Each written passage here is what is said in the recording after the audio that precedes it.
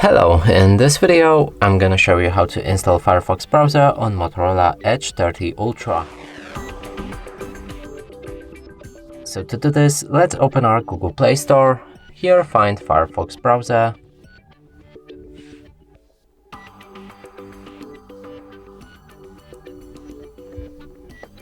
And download it.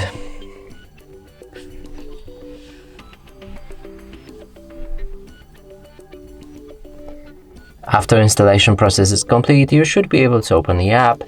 Here you can customize it, so choose a theme, pick a toolbar placement, switch always on privacy settings, sign up to Firefox to synchronize it between other devices.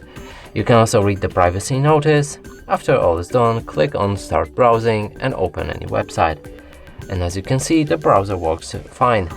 And that's it for this video. Hope you like it. Please consider subscribing to our channel, leave a like and a comment below.